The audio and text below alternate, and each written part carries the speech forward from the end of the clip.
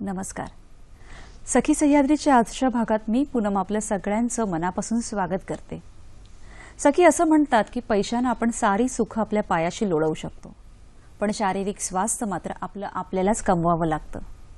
नियमित आहार, योग्य व्यायाम याने या धकाधकीच्या जीवनात आपण आपलं तंदुरुस्त शरीर कमावू शकतो आणि सगळ्यात मोठी श्रीमंती आहे, नाही का? आज आपण त्याच अनुषंगाने चर्चा करणार आहोत. आजचा आपला विषय काय आहे ते पाहूया. आजचा आपला विषय आहे शारीरिक मानसिक आरोग्याची गुरुकिल्ली योग. आणि या महत्त्वाच्या विषयावर चर्चा करण्यासाठी अशी तज्ञ व्यक्ती आज आपण इथे आमंत्रित केली आहे. आज आपल्याबरोबर आहेत सौ नीता जोगदंड. नमस्कार मॅडम. नमस्कार. कार्यक्रमात तुमचं मनापासून स्वागत. धन्यवाद. सौ नीता जोगदंड ह्या योगामधील तज्ञ तसेच निसर्गोपचार तज्ञ आहेत. 6 वर्षापासून त्या वैभव योग वर्गच्या संचालिका म्हणून कार्यरत आहेत. त्यांच्याकडून जवळजवळ 2000 विद्यार्थ्यांनी योगा शिकलेला आहे. आज आपण त्यांच्याकडून मार्गदर्शन करून घेऊया आणि आपणही निरोगी जीवन कसं जगू शकतो, त्याची गुरुकिल्ली काय आहे हे जाणून घेऊया. कार्यक्रमात तुमचा सहभाग आमच्यासाठी तितकाच महत्त्वाचा आहे. आम्हाला प्रश्न विचारण्यासाठी आमचे दूरध्वनी क्रमांक असे आहेत: 24908050, 24988050. मोबाईलवरून डायल करताना 022 हा एसटीडी कोड डायल करावा. आजच्या आपल्या महत्त्वाच्या विषयाला सुरुवात करूया. आजचा आपला महत्त्वाचा विषय आहे शारीरिक मानसिक आरोग्याची गुरुकिल्ली योग आणि आपल्याबरोबर आहे सौ नीता जोगदंड. नमस्कार मॅडम. नमस्कार. कार्यक्रमात तुमचं पुन्हा एकदा स्वागत. खरं तर आजचा विषय खरंच खूप महत्त्वाचा आहे. आज आपण सगळेच जण ह्या धकाधकीच्या जीवनात अक्षरशः घड्याळाच्या काट्यावर धावतोय. सगळी सुख आपल्या पायाशी आहेत. अगदी आपण IT कंपनीमध्ये जॉब करतो, सगळे पॅकेजेस, किंवा तरीही आपलं शरीर आणि स्वास्थ्य हे मात्र आपण कुठे विकत घेऊ शकत नाही. ते आपल्यालाच कमवावं लागतं. आणि आजचा जो आपला विषय आहे की शारीरिक मानसिक आरोग्याची गुरुकिल्ली योग, जी आपली 5000 वर्षापूर्वीची खूप जुनी अशी संस्कृती लोप पावत चालली आहे. पण आता हल्ली आपल्याला ती सगळीकडे योगा क्लासेस किंवा योगा करताना दिसत आहेत. पण त्याचा एक शास्त्रशुद्ध शिक्षण किंवा सायंटिफिक पद्धतीने तो कसा केला पाहिजे हे आज आम्ही तुमच्याकडून जाणून घेणार आहोत. तुम्ही काय सांगाल की योग याच्याबद्दल तुम्ही काय सांगाल? योग म्हणजे आता सगळ्यांनाच वाटतं की योग म्हणजे आसन. योग म्हणजे फक्त आसन नसून योग हा शब्द युज्य या संस्कृत शब्दापासून आलेला आहे. 5000 वर्षापूर्वी तुम्ही म्हणालात महर्षी पतंजली यांनी योगाला एक शास्त्रशुद्ध असं त्यांनी स्वरूप दिलं. बरोबर. आणि त्यांनी योगाच्या 8 पायऱ्या सांगितलेल्या आहेत. त्याला अष्टांग योग म्हटलं जातं. अष्टांग योग यम, नियम, आसन, प्राणायाम, प्रत्याहार, धारणा, ध्यान आणि समाधी ही जी 8 अंगे आहेत, जेव्हा आपण या स्टेप बाय स्टेप चढत जातो तेव्हा आपण खरा योग केला जातो असं म्हटलं जातं. योगमध्ये यम हे 5 प्रकारचे आहेत जे आपल्या समाजासाठी आहेत. समाजासाठी ते आपल्यावरती निर्बंधित केलेले आहेत. त्याच्यामध्ये अहिंसा, सत्य, अस्तेय, अपरिग्रह आणि ब्रह्मचर्य हे येतात. आणि नियम हे आपल्या स्वतःसाठी असतात, स्वतःवरती निर्बंधित केलेले असतात. शौच, संतोष, तप, स्वाध्याय आणि ईश्वर प्रणिधान. आणि आसन म्हणाल तर आपल्या शरीर संष्ठासाठी असतात. प्राणायाम हे आपल्या मानसिकतेसाठी असतात, जे आपल्या श्वासासाठी असतात. आणि प्रत्याहार म्हणजे आपल्या सर्व इंद्रियांवरती आपल्याला कंट्रोल ठेवला पाहिजे त्याच्यासाठी असतात. शिवाय धारणा, ध्यान आणि समाधी ह्या अगदी योगाच्या पुढची स्टेप्स म्हणावी लागेल, पायऱ्या आहेत. आणि नक्की आपण त्या प्राप्त करतो. कारण धारणा म्हणजे एकाग्रता आणि ध्यान म्हणजे त्याच्यासाठी आपण जी मेहनत केलेली असते त्याला ध्यान असं म्हटलं जातं. आणि ती स्थिती आणि त्याच्यानंतर जी लास्ट 8वी स्थिती जी आपण म्हणतो ती म्हणजे समाधी. म्हणजे आपण असं म्हणू शकतो की ही जी गुरुकिल्ली हा जो शब्द आपण आज वापरलाय तो अक्षरशः म्हणजे आपल्या पूर्ण आरोग्याची ती गुरुकिल्ली आहे. संपूर्ण व्यक्तिमत्व त्याने आपण निखारू शकतो. पण मग जसं तुम्ही आसनं सांगितली तर बऱ्याचशा लोकांचा समज असं योग म्हणजे सगळी आसनच का? योग म्हणजे आसन नाही, आधी यम आणि नियम या 2 पायऱ्या किंवा यातली जी अंग आहेत ती जेव्हा आपण अंगीकारतो त्याच्यानंतर आपण आसनांकडे वळतो आणि त्याच्यानंतरच आसनांकडे वळावं. कारण की जसं मी सांगितलं, अहिंसा, सत्य, अस्तेय. अहिंसा म्हणजे आपण इतरांबद्दल वाईट बोलू नये, शारीरिक मारहाण तर नाहीच नाही, शिवाय आपण मनाने सुद्धा कोणाला मारू नये, मनाने सुद्धा कोणाबद्दल वाईट विचार करू नये. सत्य, नेहमी आपल्या आचरणामध्ये सत्य असायला हवं. अस्तेय, कोणत्याही प्रकारची चोरी आपण करता कामा नये. आणि अपरिग्रह म्हणजे कोणत्याही गोष्टींचा आपण परिग्रह करता आला नाही पाहिजे आपल्याकडे. म्हणजे जसं आपण वस्तूंचाच नाही तर आपण इव्हन भूतकाळात काही घडलेल्या घटना असतात त्यांचाही परिग्रह करून ठेवतो आणि त्याच्यामुळे आपला मानसिक आजार जो आहे तो त्याच्यामुळेच त्याच्यावर तो परिणाम करतो. एक्झॅक्टली, अगदी खरं आहे. आता जो आपलं आजचं हे धकाधकीचं आयुष्य आहे, खूपदा आपलं असं होतं की आपण बसून सगळी कामं करतो आणि बसल्यामुळे आपलं वजन वाढतं. म्हणजे पूर्वीचे शारीरिक श्रम होते, आताही श्रम आहेत, पण आता जास्त करून मानसिक, मेंदूला श्रम असतात आणि आपण बसून कामं करतो. लॅपटॉप, हे जे इलेक्ट्रॉनिक गॅजेट्स आहेत, मग वजन कमी करण्यासाठी काय आसनं आहेत किंवा त्याचा आपल्याला कितपत फायदा होतो? वजन कमी करणे ही आजच्या स्थितीतली फार मोठी समस्या झालेली आहे खरंच. आणि प्रत्येक घरामध्ये मला वाटतं वजन कमी करण्यासाठी एका तरी व्यक्तीला गरज आहे असं वाटतं. पहिलं आपण बघूया वजन वाढतं कसं. आपलं जे शरीर असतं ना, आपल्याला प्रत्येक वेळी सांगत असतं, आपल्या शरीरातले बदल आपल्याला दिसत असतात, पण आपण त्याकडे दुर्लक्ष करतो. असं कधी होत नाही की महिन्याभरामध्ये 10 किलो वजन वाढलं की 20 किलो वजन वाढलं, असं कधीच होत नाही. ते हळूहळू वजन वाढत जातं. शिवाय आपण नियमित आपलं खाणं पिणं कसं आहे, आपला आहार कसा आहे, आपण शारीरिक मेहनत आता काहीच करत नाहीयेत. कारण कम्प्युटर आलेले आहेत, फोन, कम्प्युटर, शिवाय बसूनच सगळी कामं आहेत. जी पहिल्याच्या काळच्या स्त्रिया जातं दळायच्या किंवा पाणी भरणं ह्यासारख्या भरपूर क्रिया किंवा अंगण झाडणं हाच कितीतरी मोठा व्यायाम असायचा. आता ह्या काहीच गोष्टी नाही, कारण आपण जे काही आहे आर्थिक परिस्थिती सुधारल्यामुळे आपल्याकडे कामवाले आलेले आहेत किंवा आपल्याकडे वेळही नसतो, अशी कारणं असू शकतात. उपकरणं आपल्याकडे आता सध्या आलेली आहेत. त्याच्यामुळे वजन वाढत चाललंय. शिवाय दुसरं, प्रेग्नेन्सी नंतर 10 ते 12 किलो वजन प्रेग्नेन्सी नंतर वाढतं. त्या स्त्रीने जर अगदी 3 महिने प्रेग्नेन्सी झाल्यानंतर 3 महिन्यानंतर त्यांनी जर व्यवस्थित आपल्या शरीराकडे लक्ष देण्यास सुरुवात केली तर त्यांचं वजन 3 ते 4 महिन्यामध्ये पुन्हा नॉर्मल होऊन जाऊ. पण त्या लक्ष कधी देतात? जेव्हा ते मूल 1 वर्षाचं होतं, 3 वर्षाचं होतं, शाळेत जायला लागतं, तेव्हा त्यांना वेळ मिळायला लागतो की आता मला काहीतरी माझ्याकडे लक्ष द्यायला पाहिजे. कारण तोपर्यंत ती पूर्ण आपल्या मुलाकडेच लक्ष देत असते. तर अशा पद्धतीने वजन वाढत जातं. शिवाय मानसिक, मी म्हटलं भूतकाळातल्या काही घटना अशा घडलेल्या असतात जे माझ्या सासूने माझ्यासाठी हे बोललेलं आहे, अशी वाक्य बोलले किंवा कोणी माझ्याशी अशी वागणूक केलेली आहे, त्या आतल्यात म्हणजे आतल्यात त्या त्रास त्यांना होत असतो आणि त्याच्यामुळे त्यांच्या शरीरावरती म्हणजे परिणाम होतो. आपल्याकडे काही स्लाइड्स ही आहे वाटतं. हो, वजन कमी करण्यासाठी वजन कमी करण्यासाठी आसनं खूप बेनिफिट देतात, पण ती नियमित केली तर ती आसनं बेनिफिट देतात. शिवाय आपण स्लाइड्स बघूया. आपल्याकडे ही स्लाइड आहेत, त्या स्लाइड बद्दलही सांगा. वजन कमी करण्यासाठी प्रथम कोणतीही आसनं करण्यासाठी स्ट्रेचेस किंवा सूक्ष्म व्यायाम आपण म्हणतो ती पहिला केली गेली पाहिजेत. त्याच्याशिवाय कोणत्याही आसनांना आपण जाऊ नये. सूक्ष्म व्यायाम जसे करू तसे आपले सर्व शरीर स्ट्रेच होऊन ब्लड सर्क्युलेशन व्हायला सुरुवात होते आणि मग छानपैकी आपण आसन करण्यासाठी तयार होतो. म्हणजे आधी वॉर्मअप किंवा स्ट्रेचेस करणं खूप गरजेचं आहे. वजन कमी करण्यासाठी जास्तीत जास्त बेनिफिट देणारी आसनं म्हणजे तालासन, भुजंगासन, धनुर्वक्रासन, पवनमुक्तासन, अर्धमच्छंद्रासन, मत्स्यासन. शिवाय पोटावर करणारी आसने जी आहेत पवनमुक्तासन, शलभासन, धनुर्वक्रासन आणि सर्वात बेस्ट म्हणजे सूर्यनमस्कार. यांचा अगदी 10 सूर्यनमस्कार रोज जरी घातले तरी भरपूर वजन कमी करण्यामध्ये आपल्याला फायदा होतो. आपला संपूर्ण शरीराला स्ट्रेच मिळतो आणि बॉडीच्या प्रत्येक जशा आपल्या संस्था आहेत, रक्ताभिसरण संस्था आहे आपल्या शरीरामध्ये, अशा सगळ्या ज्या सर्व उत्सर्जन संस्था आहेत या सगळ्यांना आपल्याला स्ट्रेच किंवा एक मसाज मिळायला गेला पाहिजे. तो मिळण्यासाठी सूर्यनमस्कार खूप जास्त बेनिफिट देतो. तर ते सूर्यनमस्कार रेग्युलर आपण केला पाहिजे.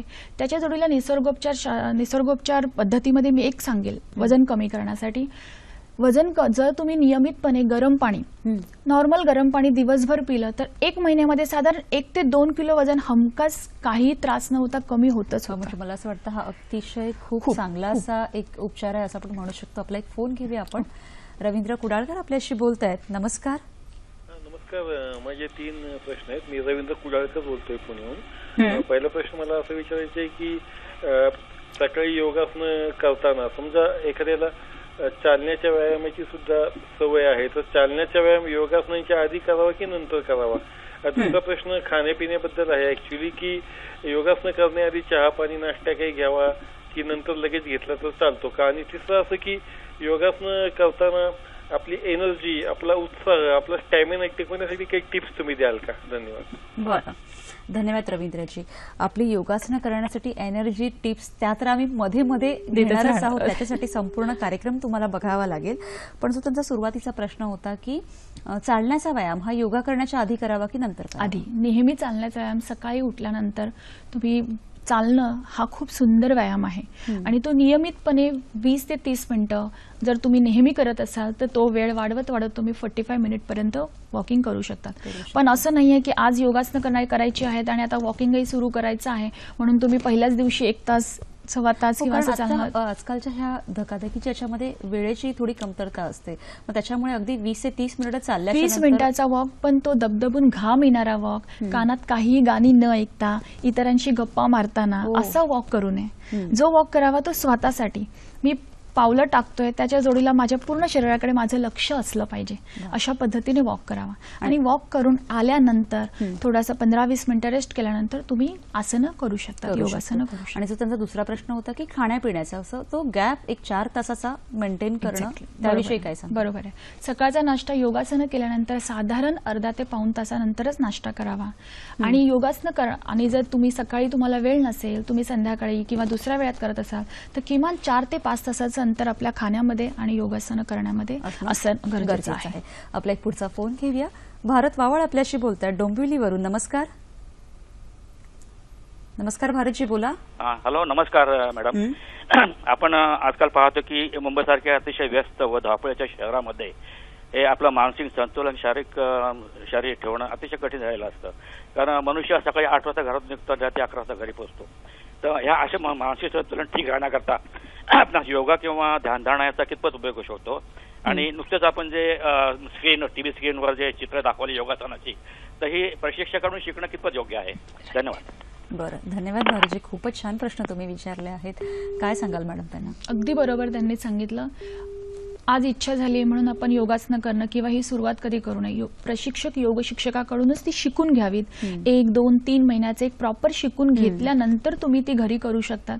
पण जी कठीण आसनं आहेत, जसं हलासन आहे, धनुर्वक्रासन आहेत, या आसनांचा आपण स्वतः ट्राय कधी करू नये. योग शिक्षकाच्या निगराणीखालीच करायला करणं गरजेचं आहे. आजकाल जसं त्यांनी सांगितलं की दुसरा जो त्यांचा पहिला प्रश्नही होता की सकाळी आपण घराबाहेर पडतो, कारण आता आपलं आयुष्यच असं झालंय की घड्याळाच्या काट्याबरोबरच आपण फिरत असतो.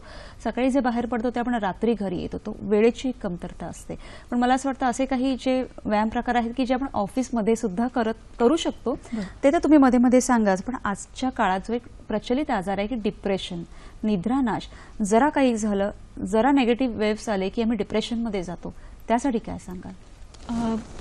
आपल्याकडे स्लाइड पण आहे. हो, स्लाइड सुद्धा आहे. आणि मेन म्हणजे आपलं डिप्रेशन आजच्या तरुण पिढीमध्ये सुद्धा आहे, मोठ्या म्हणजे वर्गामध्ये सगळ्यांमध्ये डिप्रेशन हा प्रकार आहे. आणि डिप्रेशनमुळे निद्रानाश, बरोबर, हेही त्याच्यामुळे आलेलं आहे. कारण छोट्या छोट्या गोष्टींचा मानवी मन जे आहे, एक तर संतुष्टता त्याच्यामध्ये नाहीये. कारण की आज आपल्याकडे बाईक आली की आपल्याला इच्छा होते की मला कार कधी आणता येईल, आज 1 रूम आहे तर माझं 2 BHK कधी होईल.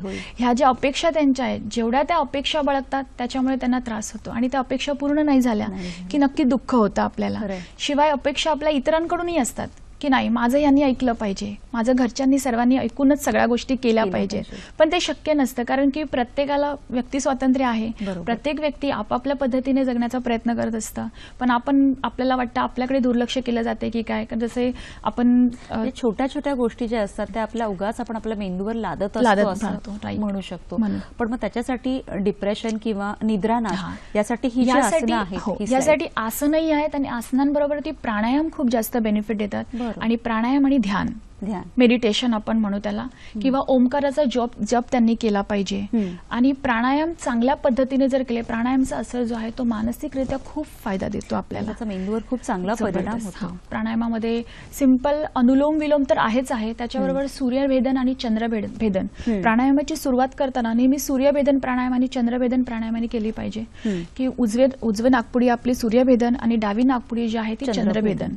तर पहिला त्या नागपुड्यांना 1-2 मिनिटं तुम्ही पहिला त्याने नॉर्मल श्वास घेणं आणि सोडणं.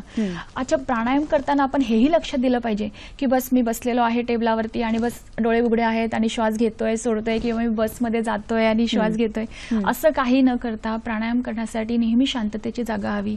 हवा पास होणं गरजेचं आहे, म्हणजे खेळत्या हवेमध्ये करायचंय. पाठ सरळ असली पाहिजे प्राणायाम करताना आणि डोळे बंद. प्राणायाम आपण तो अनुभवायचा आहे. मी म्हणेल जसं आपण नळ लावला, नळाला पाईप लावला आणि नळ चालू केला की तो पाणी जसं आपल्याला त्या पाईप मधून दिसतं, त्या पद्धतीने आपल्या श्वासाला बघण्याचा आपण तो प्रयत्न करायचा आहे. आपणच आपल्याला त्या स्थितीमध्ये अनुभव करायचा आहे. मॅडम, खरंच खूप छान अशी माहिती नित्याची तुमच्याकडून आम्हाला मिळते आहे. हल्ली तरुण वर्गामध्ये उच्च रक्तदाब, हृदयविकार हे असलेही आजार खूप बळावले आहेत. त्याच्यासाठी ही आपली गुरुकिल्ली कितपत काम करते? अगदी बरोबर. बीपी, हाय बीपी किंवा उच्च रक्तदाब जो आहे तो आपण बघतो आता प्रत्येक घरामध्ये डायबिटीज आणि उच्च रक्तदाबचा एक तरी पेशंट आहेच आहे. आणि हा उच्च रक्तदाब आहे तो असा सहजासहजी, मी म्हणेल हे उच्च रक्तदाब, डायबिटीज ही आजार जी असतात ना, हृदयविकार, हे असे दरवाजाच्या बाहेर आपले उभे असतात. हो. आणि आपणच त्यांना आमंत्रण देतो. ते असे नाही, ते मनाने कोणताही पाहुणा आपल्या घरामध्ये येत नाही, पण आपण स्वतः त्यांना दरवाजा खोलतो, आतमध्ये बोलवतो, त्यांना हॉलही देतो बसण्यासाठी, आणि शिवाय नंतर त्यांना बेडरूम, किचन आपल्या घरावर कब्जा करण्यासाठीही देतो. म्हणजे मी थोडक्यात सांगेल की एक ऑर्गन्स वरती आपण त्यांना आमंत्रण देत राहतो. उच्च रक्तदाब म्हणजे हार्टवरती प्रेशर. हार्ट जे आहे आपल्या शरीरातला खूप महत्वाचा अवयव आहे आणि तो दिवस रात्र तो सतत कार्य करत असतो. खरं. हाय बीपी किंवा लो बीपी हे जे कारण होतात हे मानसिकरित्या जास्त होतात. मानसिकता त्या व्यक्तीची जशी असते त्याच्यानुसार ते, जर ते संकुचित वृत्तीचे असतात, आतल्या कोणत्या गोष्टींना घेत राहतात, तेव्हा त्यांना लो बीपी होतो. आणि जे शाऊट करणारे असतात जोरजोरात, प्रमाणापेक्षा जास्त आपण आपल्या भावना व्यक्त कराव्यात, पण अति प्रमाणात शाऊट करणारे व्यक्ती असतात त्यांना हाय बीपी लागण्याची शक्यता जास्त असते. किंवा प्रमाणापेक्षा जास्त काम करणं, आपली क्षमता जेवढी असते ना त्याच्यापेक्षा आपण जास्त काम करतो. म्हणजे स्त्रिया आता पहिल्या घरीच फक्त काम करायच्या, आता त्या अर्थार्जनासाठी म्हणून गरज म्हणून बाहेर पडलेल्या आहेत, पण त्या बाहेरचंही काम आणि घरातलंही काम या दोन्हीवरती त्यांची कसरत चाललेली असते. म्हणजे त्यांची क्षमता असते त्याच्यापेक्षा दुप्पट पद्धतीने त्या कामही करत असतात. त्याच्यामुळे त्यांच्या हृदयावरती जो आहे तो परिणाम जास्तीत जास्त होत असतो. किंवा आपण म्हणू काही आरामाची कामं चाललेली आहेत, ब्लड सर्क्युलेशनसाठी काहीच होत नाहीये, कारण की ब्लड सर्क्युलेशन होणं गरजेचं असतं. नाहीतर आपले जे हार्टला रक्तसंचार पोहोचवला जातो तिथे कोलेस्ट्रॉल जमा होतं, आणि शिवाय आपल्या खाण्याच्या सवयी त्या तर मस्तच आहेत आपल्या. आणि म्हणूनच ऍक्च्युअली असं म्हटलं जातं की हृदयाने की तुम्ही माझ्यासाठी एकटाच चाला, मी तुमच्यासाठी आयुष्यभर. आपण हे सगळं जाणून घेऊयात. एक फोन घेऊया. अर्जुन आपल्याशी बोलतायत गोरेगाववरून. नमस्कार. नमस्कार अर्जुनजी, बोला. नमस्कार, मी अर्जुन मडतूर बोलतोय गोरेगाववरून. मला मागील वर्षापासून अल्सरचा थोडा प्रॉब्लेम आहे, तर मला ते विचारायचं होतं की अल्सरसाठी कोणता योग आहे, स्पेसिफिक योग, कोणतं प्राणायाम करू शकतो की आसन करू शकतो, किंवा डाएट बद्दल काही संबंधित माहिती मिळाली असती तर बरं झालं असतं. बरं, धन्यवाद. अल्सर हा जो आजार आहे त्याच्यावरही आपला योगा अगदी 100% काय सांगाल? अल्सर आपल्या स्टमकशी रिलेटेड आहे. तर मेन म्हणजे आपल्या त्यांच्या आहाराच्या, त्यांची दिनचर्या कशी आहे, आपली दिनचर्या अगदी नियमित आपल्या दिनचर्येमध्ये असला पाहिजे. सकाळी कधी उठतो आपण, किंवा सकाळचा नाश्त्याची वेळ आपली, दुपारच्या जेवणाची वेळ, रात्रीच्या जेवणाची वेळ, आणि महत्वाची म्हणजे झोप. अगदी झोप कंप्लीट होते का त्यांची पहिली 8 ते 10 8 तास तरी किमान आपली झोप छान झालेली पाहिजे. शिवाय आपण काय खातो, तळलेले तिखट मसालेवाले पदार्थ जर आपण खात असू, तेलकट तुपकट पदार्थांचे सेवन जास्त प्रमाणात जर होत असेल, शिवाय पोट साफ न होणं, जर त्यांचं पोट नियमितपणे साफ होत नसेल तर त्याच्यामुळे अल्सरचे त्रास त्यांना जास्तीत जास्त जाणवू शकतात. त्यासाठी योगासनं, आसन आणि प्राणायाम त्यांना जास्त बेनिफिट देतात. अनुलोम विलोम हा तर त्यांना बेनिफिट देणारच आहे. शिवाय भस्त्रिका प्राणायाम जो आहे, उज्जयी प्राणायाम आहे, कपालभाती हा प्राणायाम त्यांना जास्तीत जास्त बेनिफिट देईल. पण जेव्हा त्यांना अल्सरचा त्रास असेल तेव्हा त्यांनी ते करू नयेत. डॉक्टरांच्या सल्ल्याने जेव्हा त्यांचा त्रास जर कमी झाला की त्याच्यानंतर ते नियमितपणे करू शकतील. आणि हे जर नियमितपणे केले तर नंतर त्यांना तो अल्सरचा त्रास जाणवणार नाही. आपण ह्याची उच्च रक्तदाब आपण ह्याच्याविषयी बोलत होतो. तुमच्याकडे खूप छान स्लाइड आहे, त्याविषयी आम्हाला काही सांगा. उच्च रक्तदाब किंवा हाय बीपीचा, हार्टचा ज्यांना प्रॉब्लेम आहे, हार्टचे प्रॉब्लेम ज्यांना आहेत त्यांनी आपल्या डॉक्टरांच्या सल्ल्यानुसारच नेहमी करावेत. आणि बाकी ही आसनं आहेत तीही योग शिक्षकाच्या निगराणीखालीच करावीत. प्रथमतः ज्यांना हार्टचा प्रॉब्लेम आहे त्यांना नेहमी शवासन हे जास्तीत जास्त बेनिफिट देतं. ज्यांनी रिलॅक्सेशन शवासन, प्रथम त्यांनी आसन करण्याच्या पूर्वी शवासन करणं गरजेचं आहे. एक 5 मिनिटाचं शवासन करायचं आहे. आणि त्याच्यानंतर त्यांनी जी ध्यानाला बसणारी आसनं जसं सुखासन, वज्रासन, पद्मासन ही आसनं त्यांना बेनिफिट देतात. पर्वतासन हे आपण जे बघतोय, पवनमुक्तासन हे आसन जे पोट साफ होण्यासाठी बेनिफिट देतं. कारण पोट साफही नसेल तरीही आपल्या हार्टचा प्रॉब्लेम म्हणजे हार्टला आपल्याला त्रासदायक आहे ते. भुजंगासन जे मान वर करणारी जी आसनं आहे, जो आपला हा क्लॅव्हिक्युलर मसल्स आहे त्याला छान पद्धतीने ऑक्सिजन पोचला गेला पाहिजे. कारण की जर चांगला ऑक्सिजन पोचला की तो ऑटोमॅटिकली हार्टपर्यंत जातो आणि हार्ट जो आहे तो फुफ्फुसांकडे पाठवला जातो, ऑक्सिजन पाठवला जातो आणि ब्लडला मस्त प्युरिफाय करून ते पुन्हा हार्टकडे पाठवलं जातं आणि हार्ट आपल्या पुऱ्या शरीरातील अवयवांना ते पोचवतं. त्यामुळे छान जास्तीत जास्त ऑक्सिजन मिळण्यासाठी वरती करणारी जी भुजंगासन, उष्ट्रासन आपण म्हणू, या पद्धतीची आसनं जास्तीत जास्त केली पाहिजेत. आणि अनुलोम विलोम, त्राटक आपण जे बघतोय ते त्राटक या पद्धती त्याच्यासाठी उपयुक्त असतात. आपला एक फोन घेऊया. चित्रलेखा मक्तेदार आपल्याशी बोलतात तेलंगणावरून. नमस्कार. नमस्कार चित्रलेखाजी. नमस्ते मॅडम, दोघींनी माझा नमस्कार. मला असं विचारायचं आहे की असं म्हणतात की म्हणजे प्रत्येक ऑर्गन जे आपलं हार्ट असो, किडनी वगैरे काही पण ते एका विशिष्ट आवर्स मध्ये जास्त काम करतात. जसं हृदय सकाळी म्हणजे अर्ली मॉर्निंग 2 ते सकाळी 6-8 पर्यंत जास्त काम करतं. झालं आपलं जठराग्नी किंवा जठर वगैरे हे जे असतं ना, पचन क्रियेचं सगळे ते दुपारच्या वेळेस काम करतात, 11च्या वेळेस, 10-9च्या वेळेस. आणि तर किडनी वगैरे असे ऑर्गन्स असे वेगवेगळे कोणत्या आवर्स मध्ये काम करतात ते कृपया सांगावं. दुसरा प्रश्न असा आहे की रात्री झोपताना पाणी पिऊ नये असं म्हणतात, तर ते का? आणि तिसरा प्रश्न माझा असा आहे की माझा भाऊ व्यायाम करतो पण सध्या तो म्हणजे त्याची कंबर दुखते खूप, तर त्याने कोणते व्यायाम करावेत आणि कोणते करू नयेत कृपया सांगता का? बरं, तुमचं वय काय असेल? त्याचं वय 32 आहे. बरं, धन्यवाद. तो लेक्चरर आहे, त्याला नेहमी उभं राहण्याचं जास्त काम पडतं. बरं, धन्यवाद. खरं तर उभं राहण्याचा हा जो म्हणजे त्याचा जो तिसरा प्रश्न होता की उभं राहून काम करण्याचा, शक्यतो आपल्या बऱ्याचशा गृहिणी किंवा जे लेक्चरर असतात किंवा जे टीचर्स असतात शाळेमधले त्यांच्यासाठी सगळ्यांसाठी आपण तो सांगू शकतो. पण त्यांचा जो पहिला प्रश्न होता की कुठल्या वेळेमध्ये कुठले ऑर्गन, सकाळची वेळ ही तर सगळ्यात चांगली, तुम्ही काय सांगाल? हां, सकाळच्या वेळी ते जसं म्हटलं की त्यावेळी हृदय खूप छान काम करत असतं. म्हणूनच आपण सकाळच्या वेळी खालीपोट योगासनं, प्राणायाम हे केले पाहिजेत. प्राणायाम जेवढे जास्त करू तेवढे ते हृदयासाठी आपल्याला बेनिफिट देणारे असतात. नंतरची दुपारची वेळ जी असते ती अगदी बरोबर जेवणासाठी जी जठराग्नी आपला उद्दीपित होत असतो त्यावेळी, म्हणून त्यावेळीच आपला हेवी नाश्ता 9 ते 10 या वेळेमध्ये आपला हेवी नाश्ता झाला पाहिजे. कारण तेव्हा ते जठर मागत असतं आणि त्यावेळी ते दिलंच गेलं पाहिजे. बाकी ऑर्गन्स जे आहेत ते हळूहळू दिवसभर आपली कामं करतच असतात. पण त्यांनी सांगितलं रात्री पाणी पिऊ नये जास्त. हां, कारण की पाणी जे आहे ते प्युरिफाय करण्यासाठी किडनीकडे जातं आणि किडनीची जी रात्रीच्या वेळी ती क्षमता ती कमी झालेली असते. त्यामुळे आपण कमी रात्री झोपण्यापूर्वी अगदी बेडवरती जाण्यापूर्वी पाणी कधी पिऊ नये, पण अर्धा तास आधी तुम्ही साधारण 1 ग्लासभर पाणी प्यावा. त्या जोडीला जर कोणते आजार असतील तर तेही डॉक्टरांच्या सल्ल्यानुसारच घेऊ शकता. जसं नीताजी आपण मगाशी पण म्हटलं की सगळ्या आजारांना आपण आमंत्रण देतोय, प्रत्येक घराघरात ते सगळे डबे धरून बसलेले असतात. मधुमेही पेशंट आजकाल सगळीकडे आढळतात. या मधुमेही पेशंटसाठी काय योगासनं आहेत किंवा त्यांना कितपत जास्त फायदा होऊ शकतो? ओके.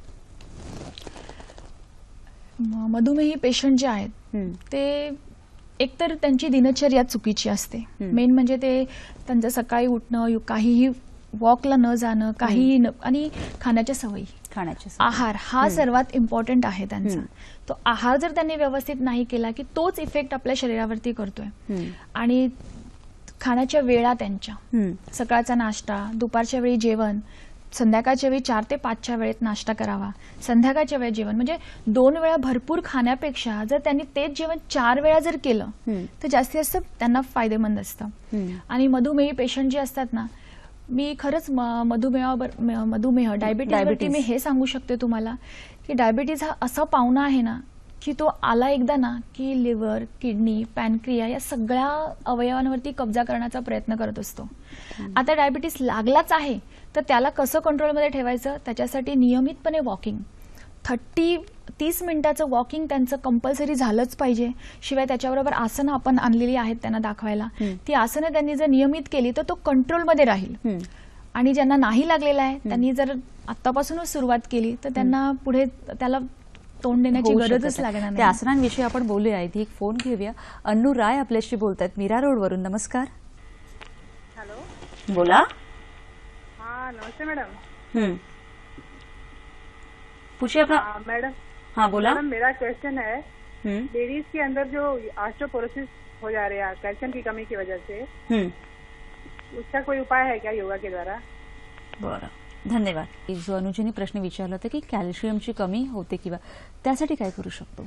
त्यांना ऑस्टिओ आर्थरायटिस हा जो आहे त्यासाठी त्यांना मी निसर्गोपचाराची एक सुंदर पद्धत सांगेल ती त्या घरच्या घरी करू शकतात. बरं. आपली जी वाळू असते, समुद्रकिनारी आपण फिरायला जातो, ती वाळू जी असते ती वाळू हलकीशी त्यांनी गरम करून घ्यावी, तव्यावर गरम करायची आणि कपड्यामध्ये एक छोटी पोटली करून त्यांनी त्याची शेक त्यांनी स्वतः घरच्या घरी घ्यावेत. आणि कॅल्शियमची कमी जी आहे ती सर्व स्त्रियांना कॅल्शियमची कमी फार जाणवते, कारण की ते आपल्या आहारांकडे लक्षच देत नाहीत. सकाळी 5ला उठतात स्त्रिया आणि नाश्ता त्यांचा असतो 11 वाजता. 5 ते 11 या वेळेमध्ये त्या फक्त आपला नवरा, आपली मुलं, आपलं घर या पद्धतींकडे जास्तीत जास्त लक्ष देण्याचा प्रयत्न त्यांचा असतो आणि त्यांची कामं कंप्लीट झाल्यानंतर त्या स्वतःकडे बघण्याचा प्रयत्न करतात.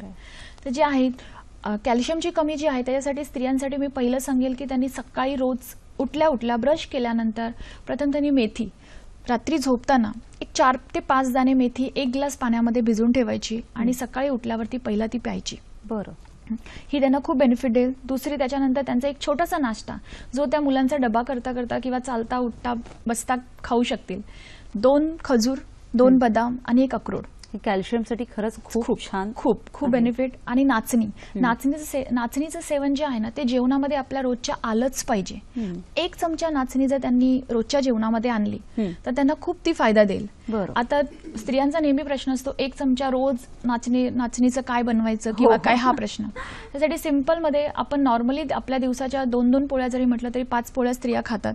तर त्यांना बनवण्यासाठी जे आपण पिठी वापरतो ती नाचणीच्या पिठाची वापरावी. हे अतिशय सुंदर, जेणेकरून त्यांना गरजच नाहीये की वेगळे काहीतरी मी उपमा बनवू का, नाचणीचा काही डोसा बनवू का, काही पिठाचं करू का. तर पोळ्यांसाठी वापरावं त्यांनी. आणि 1 कप दूध रेग्युलर कंपल्सरी, 1 कप दूध कंपल्सरी, तबेल्याचं न घेता गाईचं दूध त्यांनी नियमितपणे सेवन करावं. हा त्यांना खूप फायदा देईल. आपल्याला एक पुढचा फोन आलेला आहे. निधी कदम आपल्याशी बोलतात मीरा रोडवरून. नमस्कार. बोला. हॅलो. हा नीता मॅडम ना अभिनंदन. थँक्यू. तुमचा माझा प्रश्न आहे की 40 नंतर स्त्रियांच्या पिरियड्स मध्ये इरेग्युलर होतात तर त्यांची मानसिकता वगैरे बदलते, तर त्याच्याबद्दल काय सांगू शकाल? धन्यवाद. निधीजींनी जो आपला पुढचा मुद्दा होता तोच त्यांनी विचारलेला आहे. तेच मला विचार होतं की स्त्रियांमध्ये असणारी मासिक पाळी, तिची अनियमितता किंवा आजकाल मुलींमध्ये पीसीओडी दिसते, मोनोपॉज, ह्या सगळ्या ज्या आपल्या स्त्रियांशी निगडीत समस्या आहेत त्याविषयी. कारण असं म्हटलं की खरंच जसं तुम्ही सांगितलं ती एक आधारस्तंभ सकाळी उठल्यापासून रात्री झोपेपर्यंत आणि आता तर तिची घरात आणि बाहेर अशी दोन्ही तारेवरची कसरत सुरू असते. तर ह्या सगळ्यांवर कशी मात करता येतील आपल्या ह्या योगाच्या गुरुकिल्लीने? ओके. स्त्रियांचं म्हणेल मी प्रत्येक स्त्रीला 3 फेजमधून जावंच लागतं. पहिली म्हणजे तिची मासिक पाळी सुरू होते दुसरी तिची प्रेग्नन्सी आणि तिसरी म्हणजे तिची रजोनिवृत्ती, मेनोपॉज. ह्या तिन्ही फेजमध्ये तिचा नवीन जन्मच म्हणावा लागेल आणि या तिन्ही फेजमध्ये तिला भरपूर फेस करावं लागतं. त्यात त्यांनी सांगितलं की मोनोपॉज जो त्यांच्या आईला आहे तो मोनोपॉजची जशी सुरुवात व्हायला लागते तसतसे बॉडीमध्ये चेंजेस सुरुवात व्हायला लागतात. त्यांच्या बॉडीमध्ये हिट निघणं, त्यांच्यात चिडचिडापण येणं, राग येणं, त्यांच्यात एकटेपणाची भावना निर्माण होते की मला कोणीच नाहीये. त्यांच्याबरोबर 4 जण बसलेले असताना पण त्यांना वाटतं की मला कोणी समजून घेत नाहीये किंवा माझ्याकडे कोणी लक्ष देत नाहीये. ही भावना मोनोपॉज त्याच्यामुळे येते. तर त्यासाठी त्यांनी नियमितपणे आसनं केली पाहिजेत, नियमितपणे प्राणायाम आणि ध्यान. ओंकाराचा जप जर दिवसातून त्यांनी 2 ते 3 वेळा 11 वेळा ओंकाराचा जप अगदी आपलं मंदिर असतं देवाचं त्याच्या समोर जाऊन करावा. प्राणायाम जितके ते सकाळच्या वेळी, संध्याकाळच्या वेळी, चहाच्या आधी 4 ते 5च्या सुमारास त्यावेळेस त्यांनी प्राणायाम नियमितपणे करावे. आणि रात्री झोपताना त्यांनी छान पद्धतीने ओंकाराचं जप करावं, त्याच्यानंतर ध्यान करावं. ओंकार आणि ध्यान धारणा आणि तीच जास्तीत जास्त ह्या फेजला फेस करण्यासाठी ही जास्ती असते. आणि त्याच्या जोडीला आसन, कारण की शरीरामध्ये चेंजेस होत जातात. जशी मोनोपॉज यायला लागतात तशी म्हणजे मासिक पाळी बंद व्हायला लागते. त्यामुळे युट्रसशी रिलेटेड जे काही कामं असतात त्यांच्यात चेंजेस व्हायला लागतात. त्यामुळे जी पोटावर दाब देणारी आसनं आहेत जसे पवनमुक्तासन, शलभासन, भुजंगासन, या आसनांचा त्यांनी नियमित करावा. आणि पूर्ण बॉडीला स्ट्रेच मिळण्यासाठी, कारण नंतर बॉडीमध्ये जडत्व यायला सुरुवात होते. एक बॉडी स्टिफ होऊन जाते, माइंड तर होतच होतं, त्याच्याबरोबर बॉडी सुद्धा होते, त्याचा त्रास होत राहतो. त्याच्यामुळे त्या जास्त चिडचिड्या होतात. तर त्याच्यासाठी त्यांनी नियमित योगासनं केली तर त्यांना खूप फायदा देईल. आपला एक पुढचा फोन घेऊया. कीर्ती आपल्याशी बोलतायत बँड्रावरून. नमस्कार. नमस्कार, कीर्तीशी बोला. हॅलो. हा बोला. नमस्ते मॅडम, मला विचारायचं होतं की माझं वय आता 67 आहे आणि मी रेग्युलर वॉकला जात होती ओपन ग्राउंड मध्ये. पण आता काय होतं, मला ब्लॅडर कंट्रोल नसल्यामुळे मला खाली जाता येत नाही वॉकला. तर घरातल्या घरात एक 20 पावलं वॉक अर्ध्या तासासाठी घेतला तर चालेल का? बरं, धन्यवाद कीर्तीजी.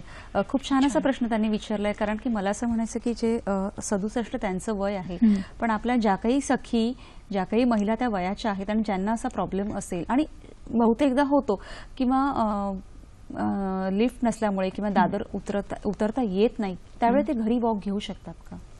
खूप छान. 67 वय असूनही त्यांची वॉक करण्याची इच्छा आहे, हे खूप मोठी गोष्ट आहे. कारण आता तरुण पिढी सुद्धा आपण बघतो तो वॉकला जायला वेळ नसतो किंवा अशी कारण असतात. खूप छान. पण घरच्या घरी त्यांनी घरातल्या घरात फेऱ्या माराव्यात, पण लगातार करू नये. त्यांनी 5 मिनिटाचा वॉक करावा, नंतर बसावं. लगातार त्यांनी कंटिन्यू उभंही राहू नये आणि चालूही नये. आणि सूक्ष्म व्यायाम, खुर्चीवर बसून, त्यांच्या बेडवरती बसून हातापायांचे स्ट्रेच मिळणारे, पायांना पुढे मागे, पायांची जी बोटं आहेत त्यांना पुढे मागे करणारे एक्सरसाइज ते करू शकतात, जेणेकरून त्यांच्या काफ मसल्सला, मांड्यांपर्यंत स्ट्रेच मिळेल. बसून त्यांनी ट्विस्ट स्वतःला करून घ्यावं, जेणेकरून ब्लड सर्क्युलेशन होईल. की तोच बेनिफिट त्यांना वॉक करूनही मिळणार आहे आणि तेही करून मिळणार आहे. म्हणजे त्याच्या जोडीला हेही त्यांनी करू शकतात. हो, घरातल्या घरात ते करू शकतात, पण अगदी स्लो. आपल्या स्वतःची क्षमता काय आहे, आपल्याला काय त्रास होतो ते सांभाळून त्यांनी करावं. बरं. नीताजी, मला असं विचारायचं की ऍसिडिटी, गॅस किंवा बद्धकोष्ठता, आजकाल आपली ही जी जीवनशैली झालेली आहे त्याच्यामध्ये बहुतेकदा असं होतं की आपण सकाळी बाहेर पडलेलो असतो, डबा असेल नसेल किंवा बाहेरचं खाणंही खूप होतं. हे जे आजकालचे जे पदार्थ आहेत, इन्स्टंट फूड, त्याच्यामुळे बद्धकोष्ठतेचाही त्रास होतो. त्याच्यावर कोणती आसनं आपल्याला फायदेशीर आहेत आणि तुम्ही स्वतः निसर्गोपचार तज्ज्ञही आहेत, तर त्याचाही आपण कितपत फायदा घेऊ शकतो, काय सांगाल? नाही, गॅस आणि ऍसिडिटी इतके प्रॉब्लेम्स आहेत ना सगळ्यांना. म्हणजे प्रत्येकाचा हाच प्रश्न असतो की मला जळजळ होते, माझं पोट साफ होत नाहीये, असे प्रश्न नेहमी येत असतात. म्हणजे आजकाल मला असं वाटतं की मुलांपासून एक ज्येष्ठांपर्यंत सगळ्यांना, अगदी लहान मुलांनाही हे प्रॉब्लेम होतात. एकतर आपलं आहार, आपला जो आपण पिझ्झा, बर्गर यासारखे मैद्याचे जे आहेत किंवा डबा बंद नाही, रासायनिक क्रिया केलेले जे पदार्थ आपण खातो, त्याच्यामुळे हे प्रॉब्लेम जास्ती असतात. आणि शिवाय वेळा आपल्या, कारण की सर्वात इम्पॉर्टंट आपण आजच्या काळात कामाला देतो, पोटाला नाही देत. म्हणजे आपण तो पोटाला दिला पाहिजे, कारण की त्यावेळी प्रत्येक अवयव आपला मागत असतं, पण आपण नाही, माझं काम झाल्याशिवाय मग मी खाईल, माझं काम झाल्यानंतर मी पाणी पियेल. ह्या सुद्धा पाणी सुद्धा कमी पितात. अशी बघितलेले 2 ते 3 ग्लास पाणी पिणारी सुद्धा मी पेशंट बघितलेले आहेत की त्यांना त्याच्यामुळे बद्धकोष्ठता जी आहे ती त्याच्यामुळेच मेन होते. एक तर त्यांनी छान पद्धतीने गरम पाणी, मी सांगितलं, दिवसभरात त्यांनी गरम पाणी प्यावं. रात्री झोपताना कंपल्सरी 1 ग्लास गरम पाणी पिल्याने सुद्धा पोट साफ छान होईल तुमचं. आणि आसनांमध्ये म्हणाल तर पोटावर दाब देणारी आसनं जी आहेत ना, आपल्याकडे स्लाइड स्लाइड आहे आपल्याकडे, आपण बघूया. त्याच्यामध्ये भुजंगासन जे आहे, जे आपल्या चेस्ट पासून खाली पोटापर्यंत जो स्ट्रेच मिळतो, जो आपला अन्ननलिका आणि जठर याच्या मधला अंतर असो, तिथे छान स्ट्रेच मिळालाय की नक्की गॅस ऍसिडिटी ते लगेच याने कमी होऊन जाते. आणि हे भुजंगासन आपण उभं राहून, बसून करू शकतो, झोपून करू शकतो. शलभासन हे जे आहे ते ओटीपोटावरती दाब देणारं आहे, त्याच्यामुळे पोट साफ होण्यासाठी बेनिफिट होतो. धनुर्वक्रासन जे आपण बघत आहोत, त्याने पूर्ण गळ्यापासून, अन्ननलिकेपासून जे खाली आपल्या जठर आणि ओटीपोट आहे तिथपर्यंत पूर्ण स्ट्रेच त्यांना त्याच्यामध्ये मिळतो. हलासन आहे, जे तरुण पिढी हलासन करू शकते किंवा सगळेही करू शकतात, पण योग शिक्षकाच्या निगराणीखालीच त्यांनी हलासन आणि सर्वांगासन ह्या गोष्टी करायला पाहिजे. अर्धमत्स्येंद्रासन हेही आसन त्यांना बेनिफिट देईल. शिवाय पवन मुक्तासन हे सर्वात गॅस आणि ऍसिडिटीसाठी बेनिफिट देणारे आसन आहे. सकाळी उठल्याबरोबर तुम्ही बेडवर फक्त 1-1 पायाने जरी आपलं पोट दाबलं तरी तुम्हाला सकाळच्या वेळी शौचात जाण्याची इच्छा होणार आणि पोटही साफ होणार आणि गॅसेसचे प्रॉब्लेम त्याने नक्कीच सॉल्व्ह होतात. त्याच्यावर निसर्गोपचार ही काय आहे हे आपण जाणून घेऊयात. एक फोन घेऊया. निर्मला शिंपी आपल्याशी बोलतात वसईवरून. नमस्कार. बोला निर्मलाजी. ओके. नमस्कार नीता मॅडम. नमस्कार. मी वसईहून निर्मला शिंपी बोलते वसईहून. मला एकच प्रश्न आहे की योगा वगैरे करतो, सगळं करतो, पण जे आपण शरीरात आपल्या 65 एजला ताकद हवी किंवा वेन्स वगैरे दुखतात, तर त्याच्याबद्दल अजून काय ऍडिशन करायला हवं आपण? बरं, तुमचं वय काय म्हणाले? 65 वर्षानंतर अजून छान ताकदीसाठी निर्मलाताई सुरुवातीपासूनच योगा करणं खूप गरजेचं आहे. म्हणजे मला असं वाटतं की आजच्या दुसऱ्या तरुण पिढीला आपण सांगू शकतो नाही का की ती ताकद पुढे टिकवून ठेवू शकतो. 65 वय आहे आणि त्यांची इच्छा आहे की मी अजूनही स्ट्रॉंग राहावं छानपैकी. नक्की त्यांनी छानपैकी प्राणायाम प्रथम त्यांनी जर ते योगा करत नसतील तर त्यांनी प्रथम प्राणायामने सुरुवात करावी, रिलॅक्सेशन शवासनने सुरुवात करावी.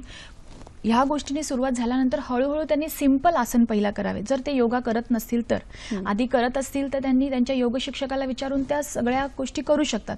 पण त्यांनी जर केलेले नसतील तर पहिला सिंपल आसन, कारण आपलं 65 एज आहे आणि काही केलेलं नसेल तर ऑलरेडी आपल्या बॉडीमधले कॅल्शियम, बाकी मसल्स आपले किंवा वेन्स वगैरे ज्या त्या बोलल्या तसं ते कमकुवत थोड्याशा म्हणजे वयाप्रमाणे थोड्याफार, पण त्यांनी जर प्राणायाम छान केले, ऑक्सिजन जर छान पद्धतीने बॉडीमध्ये मिळाला तर ब्लड संचार जो आहे तो चांगला व्हायला लागला की त्यांना नक्कीच हा जो प्रॉब्लेम त्यांना वाटतोय तो कमी वाटायला लागेल, काहीच नाही असं वाटायला लागेल आणि ते छान योगासनं करू शकतात. त्या अगदी खरं आहे. अनिताजी, आपल्याला एक फोन आलेला आहे, तो आधी आपण घेऊया. प्राची सिंग आपल्याशी बोलतात मीरा रोडवरून. नमस्कार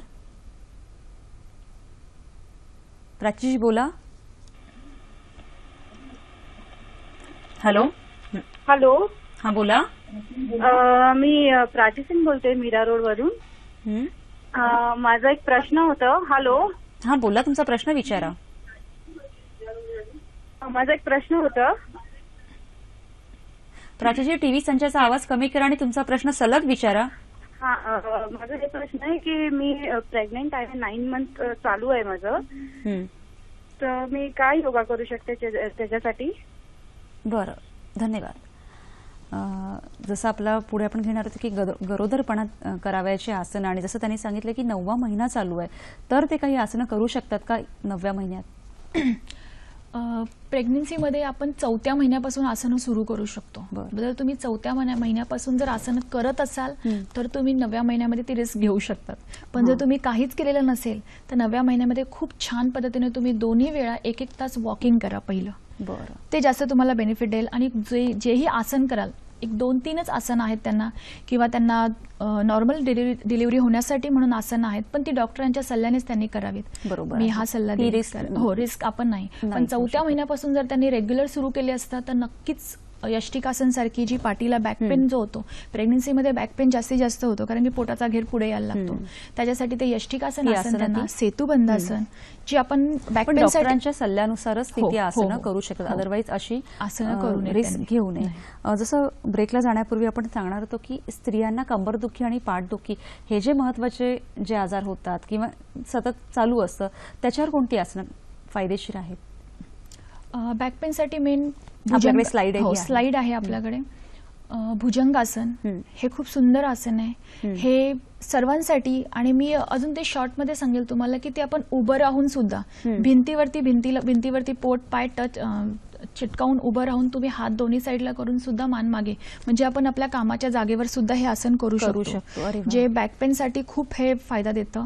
शलभासन जे आहे हे आसन ही लोअर बॅक पेन साठी, जो एक एक पाय वर उचलणं, हे आसन ही खूप फायदा देतं. धनुर्वक्रासन आहे. त्याच्यानंतरचं हे जे आसन आहे सेतुबंधासन, हे खूप सर्वात बेस्ट स्त्रियांसाठी मी सांगेल. सकाळी त्या बेडवरती उठल्याबरोबर त्यांनी या आसनाचे 5 राऊंड रोज करावेत. आणि 100% त्यांचं बॅक पेन जे आहे ना ते निघून जातं. आणि त्याच्या जोडीला एक सुप्त वक्रासन म्हणून आसन येतं, जे दोन्ही पाय गुडघे उजव्या साईडला आणि दोन्ही गुडघे नंतर डाव्या साईडला, ज्याने हा पूर्ण कमरेच्या बाजूचा भाग आहे, ह्याही मसल्स आपले आखडलेले असतात तर तेही खुलतात. हे खूप सुंदर आसन. आणि त्याच्या जोडीला योग मुद्रा, जी आपल्या पूर्ण स्पाईनसाठी बेनिफिट देणारी आसन आहे, जी आपण बघतोय. आणि अनुलोम विलोम हे प्राणायाम कामात. आपला एक पुढचा फोन घेऊया. पुष्पा वैद्य आपल्याशी बोलतायत औरंगाबाद वरून. नमस्कार. हा नमस्कार मॅम. बोला. माझं ना पोटाचं ऑपरेशन झालेलं आहे आणि माझं पोटाचं वरतीच अशी चरबीचं थर चढलाय आणि उठताय बसायला मला गुडघ्याला त्रास होतो. हातात टेकूनच उठता बसावं लागतंय. तर त्यासाठी काय करायचं? तुमचं वय काय आहे? माझं वजन ना 64 kg आहे. वय काय आहे तुमचं? वय माझं ना 45 आहे. कसलं ऑपरेशन? फक्त बरं, धन्यवाद. त्यांचं पोटाचं ऑपरेशन झालेलं आहे, पण तरी पण आपण त्यांना प्रॉपर प्रशिक्षकाच्या सल्ल्यानुसार आणि शिवाय त्यांची कोणती सर्जरी झालेली आहे आणि कोणतीही सर्जरी झाल्यानंतर किमान 3 ते 4 महिन्याच्या गॅप नंतरच ते कोणती आसनं किंवा काही करू शकतात. तर किमान 6 महिन्याचं तरी त्यांनी अंतर घ्यावं. पण नियमित त्यांनी जर योगासनं केली 6 महिन्यानंतर तर त्यांना नक्की याच्यात फायदा होऊ शकतो. त्याच्यामध्ये ती चरबी कमी होण्यासाठी फायदा होतो. अगदी खरं तर नियमित योग आणि ध्यानधारणा याच्यामुळे सुद्धा व्यसनाधीनता किंवा आपल्याला एखादं असलेलं व्यसनही दूर होऊ शकतं, त्याविषयी सांगा. मी व्यसनाधीनतेसाठी सांगेल, माझ्याकडे कॉल सेंटरची 5-6 जणांचा एक ग्रुप आला होता की जो नाईटला काम करणं आणि सकाळी घरी दिवसभर झोपून राहणं आणि रात्री जागण्यासाठी म्हणून त्यांनी सिगरेट किंवा इतर काही गोष्टींचा त्यांनी सुरुवात केली होती. पण त्यांची इच्छा होती की मला ते सोडायचंय किंवा ही वाईट सवय आहे, मला त्याच्यापासून निघायचंय. ती त्यांची इच्छाशक्ती जी आहे ना तीच त्यांना ठीक करू शकते. आणि त्याच्यासाठी त्यांना मेडिटेशन, प्राणायाम ह्या गोष्टी जेव्हा मी शिकवल्या तेव्हा त्यांना ते समजलं की नाही, ह्या गोष्टी वाईट आहेत किंवा कोणत्या वाईट आणि कोणत्या चांगल्या आहेत हे आपल्याला जेव्हा आपली मानसिकरित्या आपण स्टेबल असतो तेव्हाच आपल्याला कळतं. त्याच्यामुळे आणि त्यांनी नियमित आसनं, प्राणायाम ह्या गोष्टी केल्यानंतर या दोन्ही गोष्टी आपल्या स्टेबल म्हणजे छान राहतात आणि ऑटोमॅटिकली व्यसनाधीनतेपासून नक्की दूर व्हायला मदत होते. अगदी खरं आहे. आजचा हा जो आपला धकाधकीची जीवनशैली आहे, किती नाही म्हटलं तरी काय होतं की सकाळी आपण उठतो आणि पुन्हा एकदा त्या कामाच्या याच्यामध्ये जुंपल्यासारखे होतो. मग ह्या आसनांचा आपल्या शरीरावर कितपत परिणाम होतो किंवा ती करण्यासाठी किंवा स्वतःला प्रेरित करण्यासाठी काय केलं पाहिजे? शरीर आपलं आहे, काळजी आपल्याला घ्यायला पाहिजे. मी एक सुंदर नेहमी म्हणत असते की परमेश्वराने हे आपल्याला जे शरीर दिलेलं आहे तर खूप छान दिलेलं आहे. आपणच त्याच्यामध्ये काढत राहतो की माझ्याकडे हे नाहीये, माझं हे खराब आहे, ते खराब आहे किंवा मला हा आजार आहे, तो आजार आहे. पण हे सगळे आजार वगैरे आहेत ते सगळे नंतर लागतात. बाळ जन्माला येतं तेव्हा त्याला काहीच नसतं. ते जे सुंदर शरीर आहे ते ठेवण्यासाठी मेहनतही आपणच केली पाहिजे. इतर कोणी आसन तुम्हाला पाय वर कर, खाली कर म्हणून इतर कोणी तर करू शकणार नाही. आणि त्याने आपल्याला हे शरीर दिलेलं आहे. तर माझं एक म्हणणं असतं नेहमी की आपल्याला ज्या पद्धतीने त्याने हे शरीर दिलंय ना त्याला तशाच पद्धतीने आपण सुपूर्त करूया. हे जर आपण आपल्यामध्ये ठेवलं तर आपण वेळ नक्कीच काढू ना की नाही, मला माझ्या मानेची काळजी घ्यायची, मला माझ्या पाठीची काळजी घ्यायची, मला हा त्रास होतोय, तर मी वेळीच त्याच्याकडे लक्ष कसं देऊ हे आपण ठरवून. आपण 6ला जरी जात असतो ऑफिसला तर आपण त्याच्या आधी 5ला उठू. मी हार्ट पेशंट घेत होते, मध्ये 15 हार्ट पेशंट मी घेतले. तर त्या हार्ट पेशंटमध्ये एक पर्सन होते जे मिरार रोडवरून बोईसरला रोज जाणं येणं त्यांचं चालू असायचं.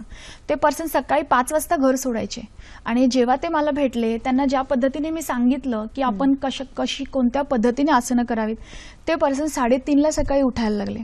3:30ला उठून त्यांनी अर्धा तास वॉकिंग करून अर्धा तास त्यांनी एक्सरसाइज करण्यास सुरुवात केली आणि त्यांचा VO2 max मध्ये कमीत कमी 10 ते 12 याने वाढ झाली. म्हणजे ही डॉक्टरांना सुद्धा असं वाटलं की इतकी कशी हे झाली. मेन म्हणजे त्यांची इच्छाशक्ती आणि त्यांनी केलेली ती मेहनत. आणि आपल्या शरीरासाठी मेहनत आपणच करायला हवी, करायला वेळ पाहिजे. आपणच काढायला हवा. पण खरं तर मग आजार होऊ नये किंवा आपली छान आपलं शरीर अजून छान राहण्यासाठी आपली दिनचर्या मुळात कशी असावी, कारण आपली दिनचर्या, आपला आहार आणि आपण या सगळ्यांची एक सांगड घालणं खूप गरजेचं असतं. काय सांगाल? अगदी बरोबर. मी नेहमी सगळ्यांना सांगते, सकाळी जेव्हा पण उठाल 1 ग्लास कोमट पाणी प्या. मेथी टाकलेलं पाणी जर पिलं तर वेट लॉस होण्यासाठी बेनिफिट होतो त्याचा, आणि शिवाय ब्लड सर्क्युलेशनसाठी, कॅल्शियम आयनच्या कमीसाठी. त्याच्यानंतर 2 खजूर, 2 बदाम आणि एक अक्रोड. हा एक सकाळचा पहिला नाश्ता छोटा झालाच पाहिजे, प्रत्येकाचा झाला पाहिजे घरामध्ये. त्याच्यानंतर 8 ते 9 या वेळामध्ये आपला नाश्ता, उपमा, पोहे, जे घरच्या घरी, काही नसेल तर पोळी भाजी, आणि 1 कप दूध नियमितपणे घेतलं पाहिजे. एक फ्रूट 10 ते 11 या सुमारास एक फळ घ्या तुम्ही, लिंबू पाणी किंवा ज्यूस, फ्रूट ज्यूस. नॉर्मली फळच खावी नेहमी तो वेळ, आणि 12 पर्यंत आपलं जेवण झालं पाहिजे. त्याच्यामध्ये 2 पोळी, भाजी, हिरव्या पालेभाज्या, फळं यांचा नेहमी आपल्या आहारात आली पाहिजे समावेश असणं. आणि संध्याकाळी 4 ते 5 या वेळेमध्ये थोडेसे चुरमुरे खा, थोडेसे चणे खा तुम्ही, आणि काही नाही जमलं तर एखादं फ्रूट घ्या, तेही चालेल. सलाड घेतलं तरी चालेल. आणि रात्रीचा जो आहार आहे ना, तो अगदी हलका आहार करावा. मी नॉर्मली फॅमिलीमध्ये बघतो आपण की घरातले सगळे संध्याकाळी एकत्र जमा होतो आणि आपण छानपैकी भरपूर काय काय बनवतो, तळलेले पदार्थ. हे तो हलका असावा. हलका म्हणजे मी तर म्हणेल गरिबासारखा असावा. गरीब म्हणजे लिक्विड फॉर्म मध्ये. माझं एक छोट्याशा 2-3 रेसिपी आहेत, ज्या पातळ खिचडी, पातळ खिचडी, सर्व व्हेजिटेबल टाकून ती एक खिचडी छान पातळ 2-3 बाउल भरून प्यायची, अगदी आधाशासारखी प्यायची, पण त्याच्यामध्ये आपल्याला भेटत काहीच नाहीये. म्हणजे कडक आहार किंवा भरपूर आहार करण्यापेक्षा या पद्धतीने आपण आपला आहार ठेवावा. अगदी खरं आहे मॅडम. काय आहे की आपला विषय इतका सुंदर आहे, खूप छान आहे, आपल्या वेळेची खूप कमतरता आहे. अगदी खरं आहे. आपल्या सगळ्या प्रेक्षकांसाठी एक सूचना आहे की आता हाचा जो आपला कार्यक्रम आहे त्याच्यातून तुम्हाला खूप माहिती मिळतच आहे, पण आंतरराष्ट्रीय योग दिनानिमित्त सह्याद्री वाहिनीवर वेगवेगळी आसनं आणि त्यांच्या क्रिया याविषयी एक चांगला कार्यक्रम सुरू होणार आहे, योग संजीवनी, आणि तो तुम्ही नक्की जरूर पाहावा ही विनंती. खरं तर मॅडमने खरंच खूप छान सांगितलं. आपलं हे जे सुंदर शरीर आहे की जसं आपल्याला दिलंय ते आपण तसंच त्या परमेश्वराला परत केलं पाहिजे. आजचा कार्यक्रम तुम्हाला कसा वाटला हे आम्हाला नक्की कळवा. त्यासाठी आमचा फेसबुक आयडी आहे www.facebook/sakhisayadri.dd. तुम्ही ईमेलवरही तुमच्या प्रतिक्रिया आमच्यापर्यंत पाठवू शकता. आमचा ईमेल आयडी आहे sakhisayadri@gmail.com. नीता मॅडम, तुम्ही इथे आलात आणि आम्हाला खरंच खूप खूप आनंद झाला, आणि आम्हाला अजून खूप ऐकायच्यात रेसिपीज किंवा अजून हे करायचं आहे, पण पुन्हा याचा दुसरा भाग आपण नंतर परत करूयास. पण आज खरंच खूप खूप धन्यवाद. थँक्यू. खरंच मलाही माझ्या सखीनं भरपूर काही गोष्टी सांगायच्या आहेत, पण वेळेअभावी आपल्याला सांगता आलेल्या नाहीयेत, पण आपण नक्की करू. भेटूया पुढील भागात एका पुन्हा नवीन विषयाचा. तोपर्यंत नमस्कार.